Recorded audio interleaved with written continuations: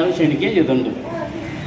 എന്ന് മാത്രമല്ല, ഉത്സവം എന്ന് പറഞ്ഞാൽ എന്താ, പഞ്ചേന്ദ്രിയങ്ങൾക്കും ആനന്ദത്തെ പ്രദാനം ചെയ്യുന്നതാണ് ഉത്സവം അല്ലേ.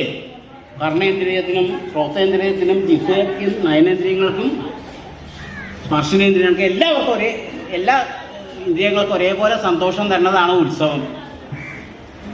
അതുകൊണ്ട് പാഞ്ചാല മഹാരാജാവ് പലരും പലതരത്തിലുള്ള അഭിരുചിയുള്ളവരാണ് അല്ലേ.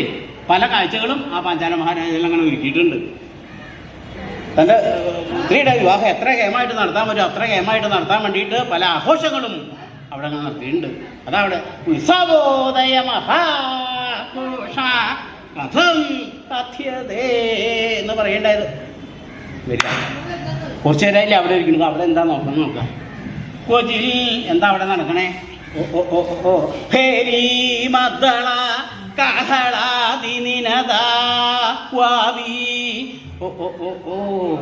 ഒരു സ്ഥലത്ത് കേമായിട്ടുള്ള ചെണ്ടമേള, പെരുമ്പറ കേമായിട്ടുള്ള ചെണ്ടമേള നടക്കുന്നത്. വരിക കുറച്ചു നേരമായില്ലേ അവിടെ ഇരിക്കണം. നമുക്ക് ആ ചെണ്ടമേളം കുറച്ചൊന്ന് ആസ്വദിക്കാം. അവിടെ ഇങ്ങനെ ഇരിക്കേണ്ട, അതാ അവിടെ പലതും പാഞ്ചാല മഹാരാജാവ് ഇരിക്കുന്നുണ്ട്. അങ്ങോട്ട് പോകാം കുറച്ചു നേരം. അവിടെ ആളുകൾ കൂടിയുണ്ട് അനവധി. വരിക ചെണ്ടമേളം കുറച്ച് ആസ്വദിക്കുക. ചെണ്ടമേളം എന്ന് പറഞ്ഞാൽ നല്ല ചെണ്ടമേളാണെങ്കിൽ ആസ്വദിക്കാൻ സുഖമുള്ളതാ. എന്താ അത് നോക്കുക, ചെണ്ടക്കാരൻ കേമായിട്ട് പ്രയോഗിക്കുന്നുണ്ട്. എന്താ ചെണ്ടക്കാരൻ്റെ പ്രയോഗം? സുഹൃതക്ഷയം സുഹൃതക്ഷയം സുഹൃതക്ഷയം. ആരെ സുഹൃത ക്ഷയിക്കണമെന്ന് അറിയില്ല, ഏൽപ്പിച്ചവൻ്റെ ആണോ ഏറ്റവൻ്റെ ആണോ? സുഹൃതക്ഷയം നല്ല പ്രയോഗമാണ്. ചെണ്ടക്കാരൻ കേമായിട്ട് പ്രയോഗിക്കേണ്ട. വരിക ചെണ്ടക്കാരൻ്റെ പ്രയോഗം ഉണ്ട്, നല്ല ആസ്വദിച്ച് തന്നെയാണ് ചെണ്ട പ്രയോഗിക്കുന്നത്. പിന്നെ കൊമ്പുകാരൻ. കൊമ്പുകാരൻ്റെ പ്രയോഗമുണ്ട്. ഇതാണല്ലോ കൊമ്പുകാരൻ്റെ പ്രയോഗം. കുറച്ച് കഴിഞ്ഞാൽ കൊമ്പുകാരന് വേറൊരു ബുദ്ധിമുട്ടുണ്ട്. എന്താണെന്നല്ലേ, ഇതാണ് പ്രയോഗം. ഈ വായെന്ന് വരുന്ന ഒന്നിന് ഒട്ടും കുറയില്ലാന്ന് ശിരസില വന്ന് വീഴും, നിറന്തലേ തന്നെയാണ്. കുറച്ച് കഴിഞ്ഞാൽ മൂക്കിൽ നിന്ന് വരും കൊമ്പുകാരന് അങ്ങനെ ഒരു ബുദ്ധിമുട്ടുണ്ട്. ആ കൊമ്പുകാരന് കേമായിട്ട് പ്രയോഗിക്കുന്നുണ്ട്. വരിക എന്താ അവിടെ? മദ്ദളക്കാരൻ കേമായിട്ട് പ്രയോഗിക്കുന്നുണ്ട്. കേട്ടില്ലേ? എന്താ ഈ മദ്ദളക്കാരൻ എന്ന് പറയുന്നത്? പിന്നെ മദ്ദളക്കാരന് ചെണ്ടക്കാരെന്ന് പറയാൻ പറ്റുമോ? അതല്ല, ഈ മദ്ദളം കൊണ്ടുവന്ന ആളെങ്ങനെയാണ് വേണ്ടതെന്നല്ലേ. ഈ മദ്ദളം അരയിൽ ഇട്ട് കഴിഞ്ഞാൽ അരയിലൊരു ഏലസ് ഇട്ടിട്ടുണ്ടോ എന്നൊരു സംശയം തോന്നണം, അത്രേ പാടുള്ളൂ. അതല്ലാതെ കൊണ്ട് മദ്ദളം അയാളെ ചുമക്കുകയാണോ എന്നാ അറിയാൻ സംശയത്തിന് ഇടവരുത്. അതുകൊണ്ടാണ് പറഞ്ഞത് അത്രേ ഉണ്ടാവണം ആൾ മദ്ദളം. അതുകൊണ്ടാണ് മദ്ദളം കൊണ്ടുവരാനുള്ള ആൾ അങ്ങനെ ഉണ്ടാവണം, മദ്ദളക്കാരെന്ന് പറഞ്ഞത്. മദ്ദളക്കാരന് കേമായിട്ട് പ്രയോഗിക്കുന്നുണ്ട്. ഈ കുഴലുകാരനാണ് ഏറ്റവും കള്ളന്മാരെന്ന് വേണം പറയാൻ. കുഴലുണ്ടല്ലോ, ഈ അനവധി ചെണ്ടകൾ ഇങ്ങനെ പ്രയോഗിക്കുന്ന സമയത്ത് ഇതാ അവൻ്റെ പ്രയോഗം. ഇതാണല്ലോ അനവധി ചെണ്ടകൾ ഇങ്ങനെ പ്രയോഗിക്കുന്ന സമയത്ത് അവൻ്റെ ശബ്ദമൊന്നും കേട്ടൊന്നും വരില്ല ആരും. ചിലപ്പോൾ വായിൽ മുട്ടിച്ചിട്ട് തന്നെ ഉണ്ടാവില്ല. എല്ലാം കൂടെ എല്ലാവരും മുമ്പിലേ വന്ന് നിൽക്കുന്നിട്ട് എല്ലാം കാണിച്ചത് പേയെന്ന് പറഞ്ഞുകൊണ്ടിരിക്കുക, അത്രയേ ഉള്ളൂ. ചിലപ്പോൾ വായിൽ തൊട്ടിട്ട് തന്നെ ഉണ്ടാവില്ല.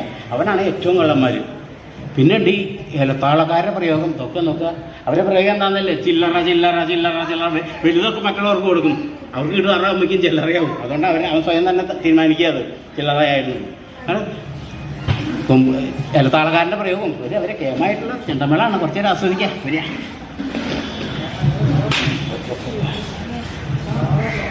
അവിടെ എന്താ കുറച്ച് ആളുകൾ കൂടിയിട്ടുണ്ടല്ലോ, കുറച്ച് അനവധി ആളുകൾ കൂടിയിട്ടുണ്ടല്ലോ അവിടെ. അതെന്താ അവിടെ? കൊച്ചിൽ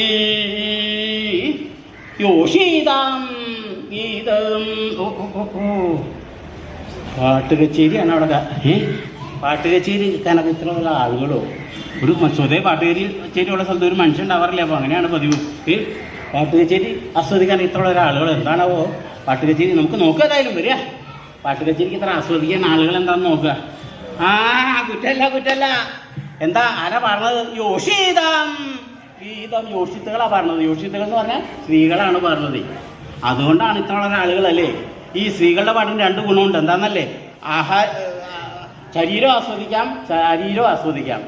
അതുകൊണ്ടാണ് അവിടെ ആളുകൾ കൂടുതൽ കൂടുന്നത്. വരിക പാഞ്ചാല മഹാരാജ പലതും ഒരുക്കിയിട്ടുണ്ട് ഇവിടെ. പുത്രിയുടെ വിവാഹം കാണിച്ചത്